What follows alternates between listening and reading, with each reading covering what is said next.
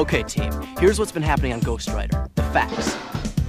First, a fire burned out the back room of Mr. Brinker's store at 7 o'clock the same night Jamal delivered a note to Brinker.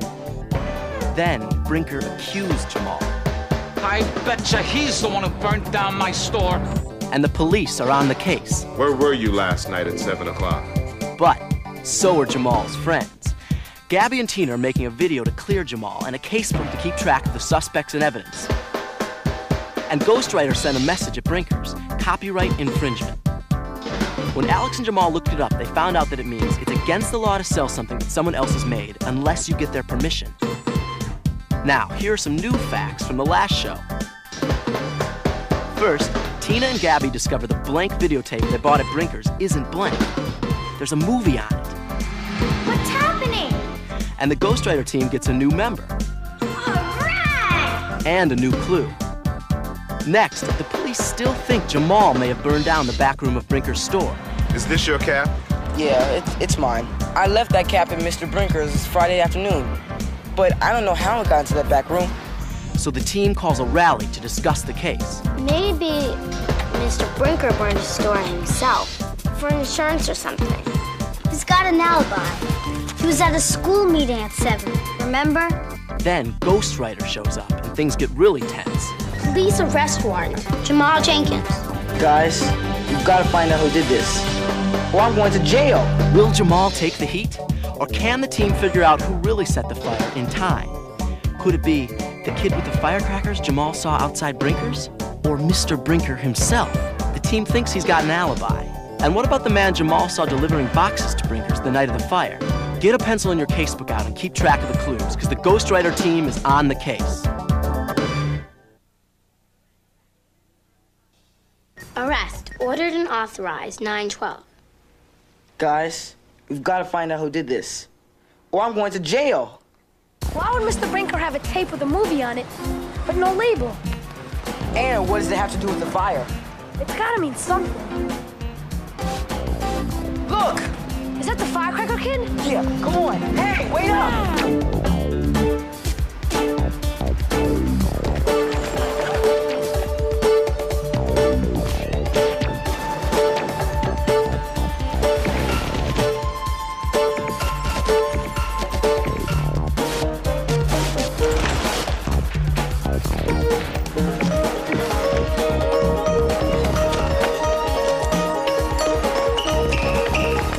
Which way did he go? Look, there he is! Go that way. Hit him off.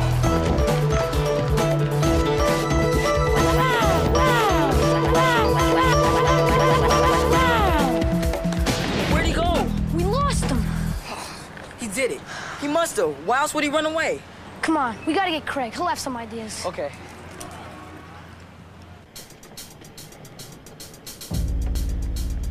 That's the truck. Jamal saw the guy making a delivery to Mr. Brinker's right before the fire started. Why was he making a delivery after the store was closed? And why is he working on Sunday? Let's go ask him.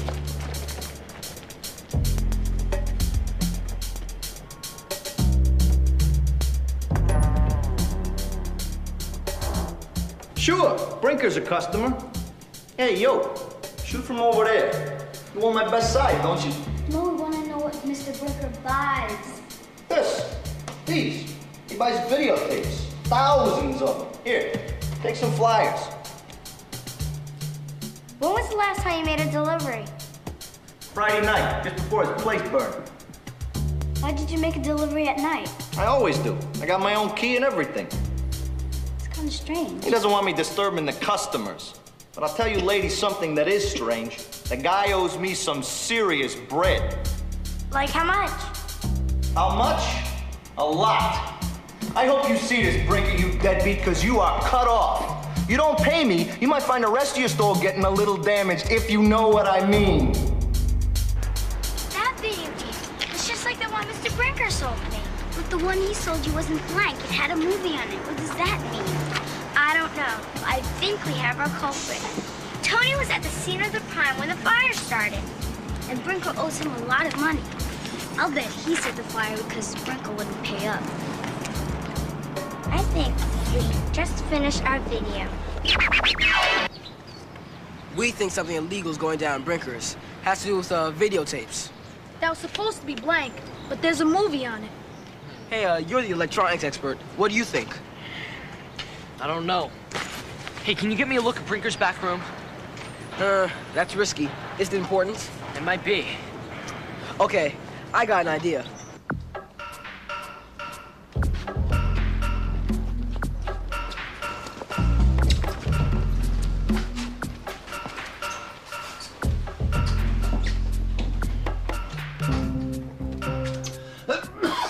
I told you I never heard of any Gregory Gargantua.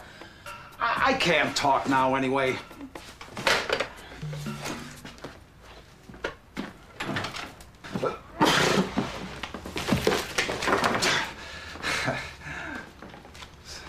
Here you go, number 243.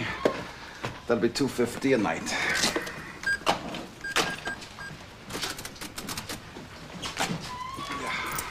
Okay, enjoy.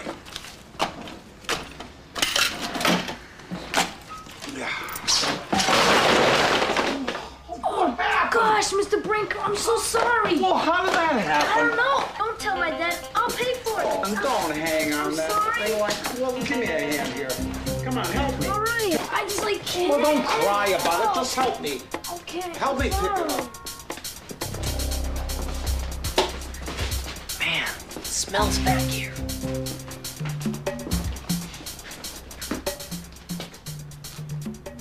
Hey, Greg. What are we looking for anyway?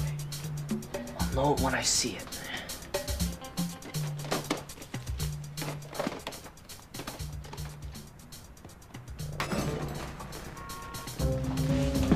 Oh, excuse me, Mr. Brinker. I'd like to rent all these movies. Oh, okay. Yeah. Okay. 212. 171. Yeah.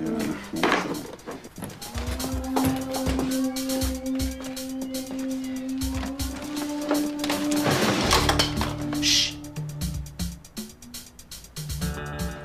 What was that? I'd like a few more. Cooking with herbs? Yeah.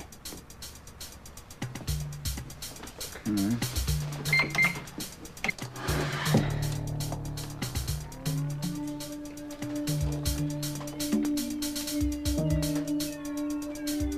Man, that cigar smells.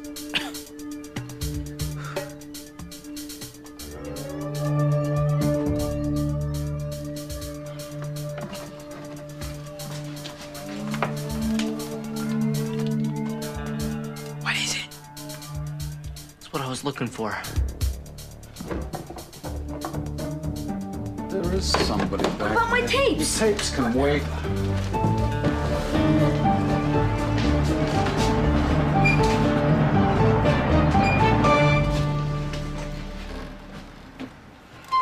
Brinker's setup in there is wild. Hey, guys. You see anything? Yeah. It's kind of suspicious. How could you tell?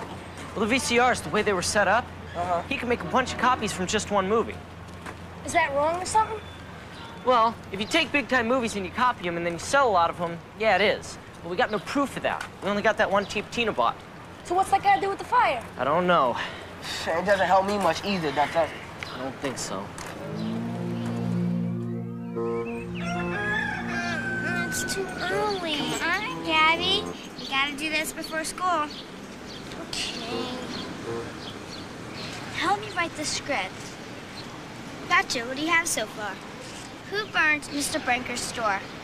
We know, and the answer may surprise you. Let's start by setting the scene. Cool. Now, we need some words to describe the scene, the night of the crime. Why? To set the mood. We don't have the video from that night, so the words have to show what it was like. Okay, it was dark. Dark. Good. It was Friday night, and the store was closed. Yeah. And it was 7 o'clock. It was a full moon. Yeah, but how about it hadn't rained in days? The store could have been dry. So it burned faster. But it didn't burn faster. We know it burned slow. Gabby, you forgot what we were trying to do. No, I didn't. What were we trying to do again? We were trying to set the mood. Well, we did enough of that. Dark, Friday night, store closed, and 7 o'clock. Okay, so let's get to the facts. Right, where was Mr. Brinker? And when did he close up? How long did the fire burn? And what time did he...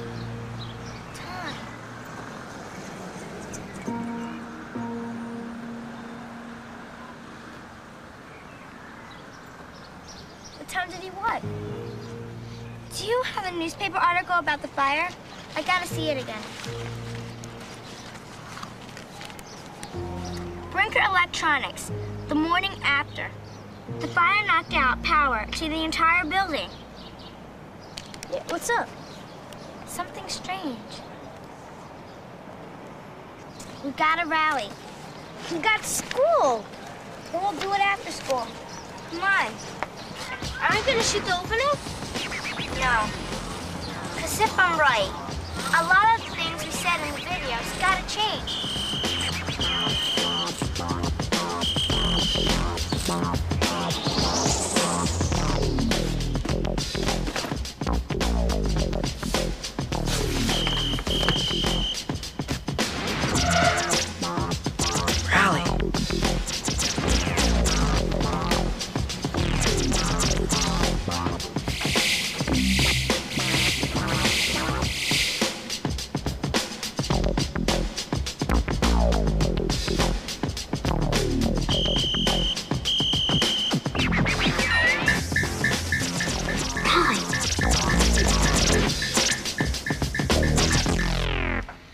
Something weird. If we're right, it changes everything. Exhibit A. I shot this before the fire. Hey, that's the FBI agent. There are 2 clocks in this shot. Mr. Brinker's and the one next door. Both say 4:20. Exhibit B. Our interview with McQuaid the morning after the fire, before the power went back on. Look at Brinker's clock. 7:05, right? Check the clock next door. Whoa, that one says 8:05. Mr. Brinker's is an hour earlier. But what does that mean? We think it means that whoever started the fire really did it at 8. Then set Mr. Brinker's clock back an hour so it looked like it started at 7. And that proves Jamal is innocent, because at 8 o'clock, he was home with his grandma. Yeah, right. Yeah. At 7 o'clock, Friday night, Mr. Milo Brinker was speaking to the Hurston Elementary School parents group about Brinker's alibi. He was at the school at 7 when everybody thought the fire started. But if the fire started at 8, Brinker's alibi, it doesn't hold up. He could have set that fire himself. Why would he set his own store on fire? Ghostwriter wrote something strange. Remember, videos are key? When Craig and I checked out Mr. Brinker's back room, Craig found out that Mr. Brinker had a system to copy video cassettes. Copy videos, copyright infringement. It was on the letter from the FBI agent. Wait. FBI? Copyright infringement. Copying videos. We've all seen it. Hundreds of times. Hand me one of those tapes over there, Tina. Every movie you buy or rent has something like this. Federal law prohibits the duplication of copyrighted videos. That's it, copyright infringement. What does that mean? Suppose I write a song. It's my song and only I can sell it. If somebody else sells it, it's like stealing. So if Mr. Brinker made copies of movies and sold them, it's like stealing from the movie makers. Here's proof. Mr. Brinker sold me one by mistake. I'll bet he burned the store to destroy the evidence. We got him. All right. Hold it. No, we don't. Say what? Mr. Brinker burned all the evidence. All we have is one lousy little tape from Tina. That's not enough. But Mr. Brinker brought thousands of tapes. There's gotta be proof of that. Yeah, but where?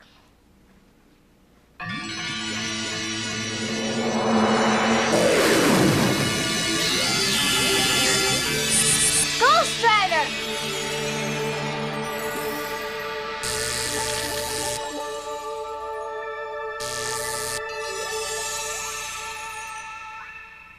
Receipts? No way. Mr. Brinker's records burned up in the fire. What receipts? Man,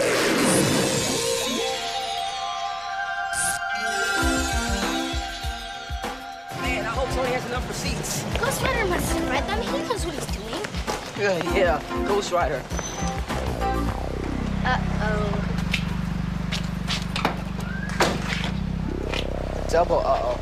Your grandma said you were coming right home after school. Where you been? Did I... And you lied to me, Jamal. I told Lieutenant McQuaid you would never lie to me. And now I find out they have enough evidence to arrest you for arson. What is going on? Dad, I wanted to tell you, but first, the police and... Son, I have a warrant for your arrest.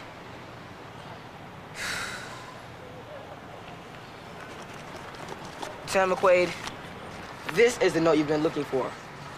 I was the one who dropped that note on Friday nights. But don't jump to any conclusions. We have assembled all the facts, and we know who really set that fire.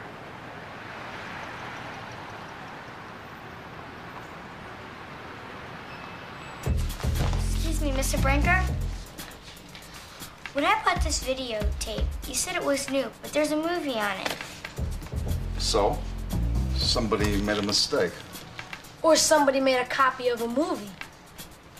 Do you do that here, Mr. Brinker? What? Hey, where do you think you're going? Hey, you guys get out of here, or I'm calling the police.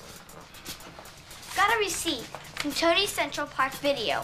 It says that you bought 200 blind videotapes. What do you do with all those tapes, Mr. Brinker? Make copies of more movies, huh? 200 blank tapes. So what? I copy home movies for people? You gotta do better than that. Oh, we will. Mr. Brinker, we have proof that you've bought over 5,000 blank video cassettes. That's a lot of home movies.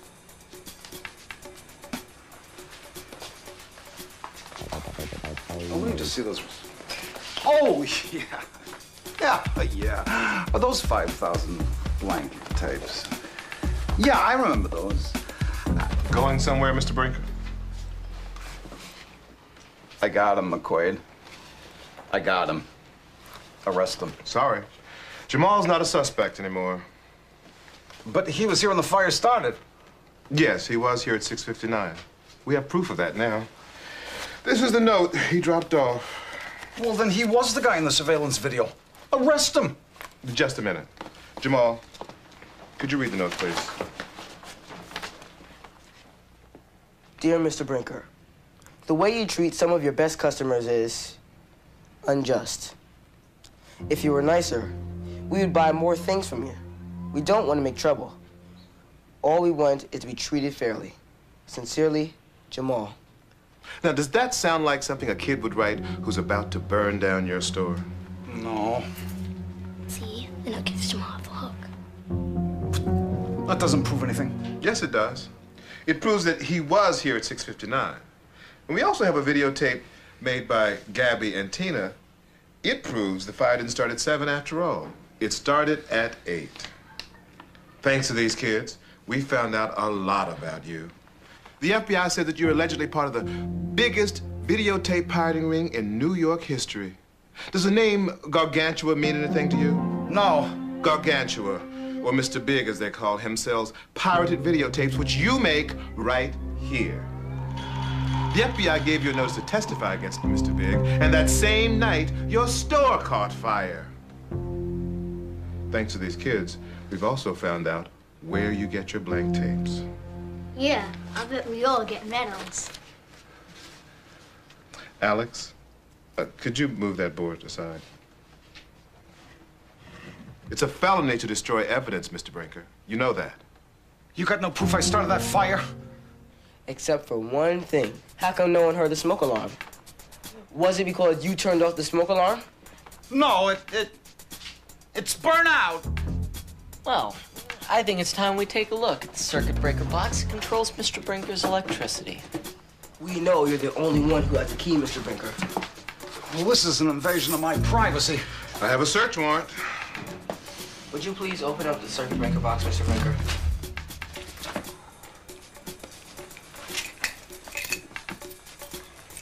Okay, now, if the switch is on, then yeah, the alarm is burned out. But if it's off, that means he turned it off.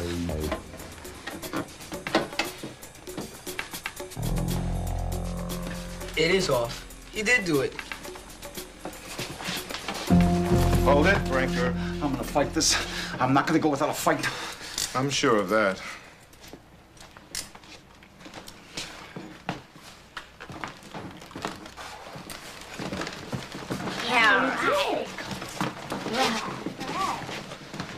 Hey, Dad.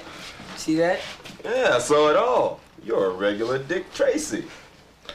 Jamal, you and your friends did some really good detective work. But I want you to know that what Brinker did, destroying evidence, it's a crime. But withholding evidence is also wrong. Yes, sir. I see that now.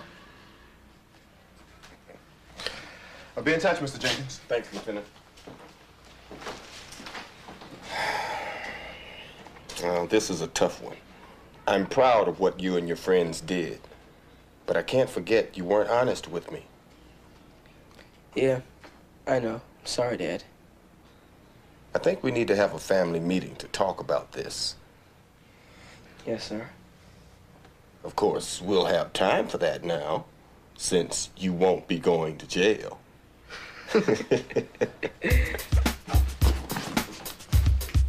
So in conclusion, it was these clues.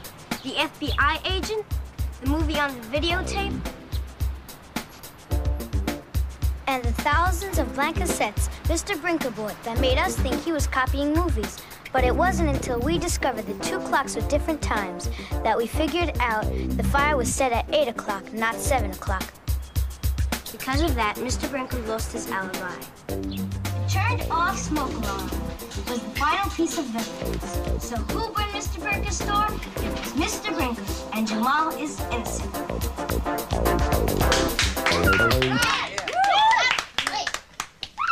That was great, guys. Thanks, you guys. You got That enough was to great, hurt. you guys. And now it's time for some sweet, creamy, lemony, delicious... The cake! The cake! The cake! Oh. My dad made this to celebrate Jamal's being cleared. You guys, I got something to say. First of all, that video was fantastic. And secondly, I gotta thank you guys. If it wasn't for you, I'd be in some deep trouble. Yeah! Yeah. Still one thing I don't understand. What's that? Well, how did you guys figure out what it said on the FBI letter? You know, like copyright infringement and all? It's kind of secret, Craig. Look! What's going on? Wow! Jamal! Yeah. Don't worry, Craig. It's cool. Wait, Craig! Oh, all right.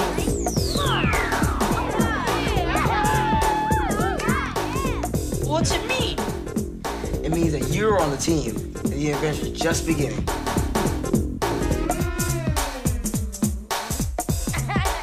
Cool, all right. Friends are forever. Friends are always true. If you get in trouble, a friend will help you through. Friends are forever. Friends are always there.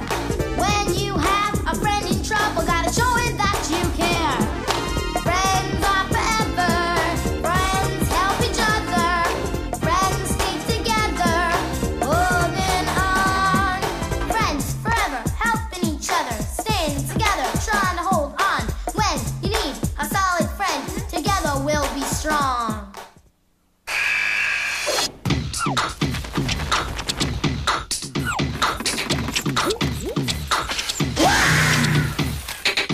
Exercise your head. Read. Ghostwriter Ghostwriter is brought to you in part by Nike. Additional bucks that keep our team supreme come from public television viewers like you and me. The Corporation for Public Broadcasting. The John Dean Catherine T. MacArthur Foundation. The Pew Charitable Trust. And the U.S. Department of Education. Bet you can't say it all in breath. I bet you can. Friends are forever. Let's show what we can do. See a friend in trouble and help him make it through. Friends are forever. We're choosing right from wrong. With our friends beside us, we'll keep each other strong. Friends are forever. Friends help each other. Friends stick together. Holding on. You gotta have friends.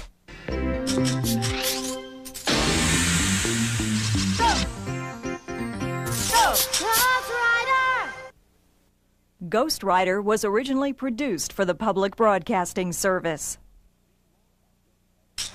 Read more about Ghostwriter and the Ghostwriter team in these Bantam books. To purchase Bantam Books, video cassettes, or a teacher's guide for programs in this series, contact GPN, P.O. Box 80669, Lincoln, Nebraska, 68501, or call 1-800-228-4630.